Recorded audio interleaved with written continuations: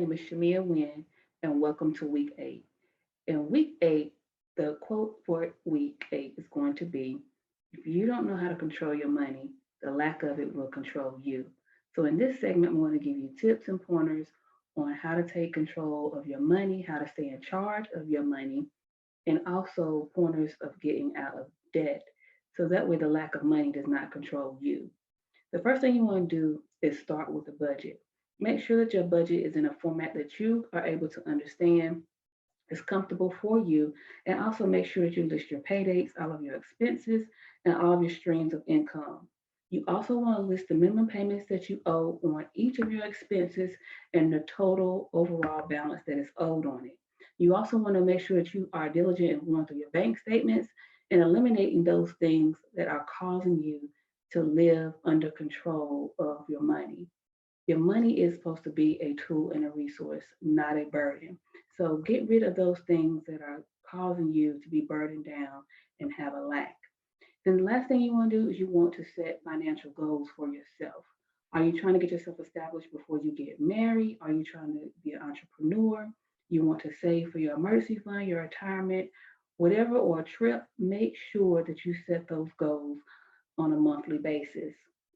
Then you want to determine which debt you want to pay off first. Some people prefer Dave Ramsey's method, which is the snowball method, which is from smallest to largest from paying off your debts. That helps you keep your momentum when you pay off small debts first and get you enthusiastic about proceeding to be persistent enough to pay off those larger bills. Also, there's the debt avalanche.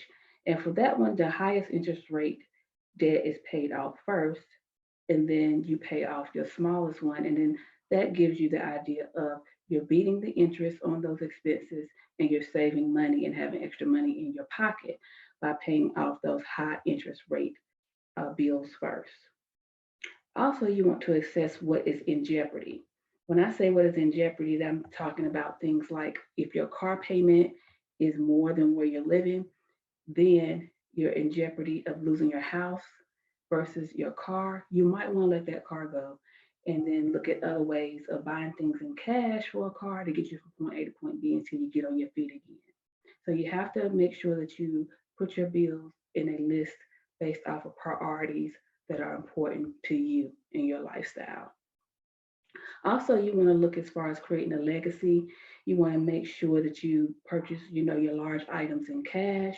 So you want to be able to save while you're still in debt to stay financially ahead and stay on track. You want to get you some accountability partners, people that have like minds that are wanting to get out of debt just like you, that can motivate you and push you and get you back on track when you may fall off. You also don't be afraid to say no to people about going out, spending your money in excess when you're working towards those goals. Also, when you're actually borrowing out funds, you don't want to go out here and let someone borrow your rent money or your bill money, and then your bills are past due because that person is not responsible enough to pay you back on time. So do not be afraid to tell yourself no and others no while you're trying to achieve your financial goals. Also, you want to make sure that you have an emergency fund that is liquid. When I say liquid, I mean cash only.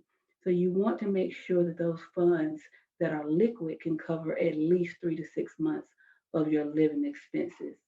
That way, if an emergency does arise, you will have money to get yourself out of that financial bondage.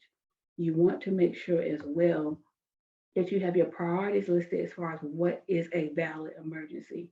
Hair appointments are not an emergency. Haircuts are not an emergency. And the new Jordans are not an emergency. So make sure that you take care of those things like flat tires, things like a blown head gasket or something like that, that will prevent you from getting to point A to point B to make your money. Also, you want to make sure that you understand when you're making your money, how your money is taxed. Because a lot of people get into financial trouble when you get to tax time and that money is due. So you want to make sure that you understand what is taxable income and what is not taxable income. So you know that we've gotten 2 stimulus checks from the government. Those types of incomes are not taxable when it comes to tax time. So that money that we got from the government, which is the $1,200 stimulus in the second round, which was the $600 stimulus, that money is not taxable, and you do not have to file on your 2020 taxes as income. If you had any type of extra stream of income during this COVID pandemic, which we were hit very hard, if you did any type of Uber, DoorDash, those are contract jobs, which means if any money that you make over $400, that money is taxable, and that money should be listed on your 2020 tax return as taxable income, which will come to you in the form of a 1099.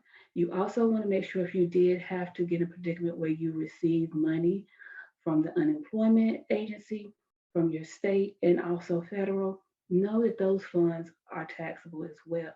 Those funds will come to you on a 1099-G, and you have to make sure that you include that as taxable income on your return. Also, make sure that you are electing to have federal and state taxes deducted as well from those monies. So you're not getting in any type of financial trouble with that. Also, if you had to take any money out from your 401k or IRA, make sure that you take time to read the actual advantages from the CARES Act on treasury.gov or irs.gov, and that will help to explain how you can spread that money up to a certain amount over the 3 years to help lighten that tax burden for you. Also, another way that you can actually stay ahead financially while you're trying to get your house in order and get your money in order is make sure that you read. There's newspapers out here, there's podcasts out here, there's books and audio that you can read on DaveRamsey.com that will help you get more in tune with your finances and ways that you can stay ahead financially. Also, for my students that are in school, make sure that you take advantage of trying to pay a little bit on your loans while you're still in school. That will help you beat the interest. So when you get out, you don't have as much interest that is capitalized on your student loans when you get out and have to start paying 6 months later. Also, understand the type of loans that you're taking out. Are they private loans? Are they loans that are from the government? Are they subsidized or unsubsidized? So these are things that we have to understand to make sure that we're maximizing our dollars and we are no longer creating a legacy in a generation of financial bondage. I hope these tips help. And also remember to keep God first, pray over your money, and He will guide you down the right path. Thank you.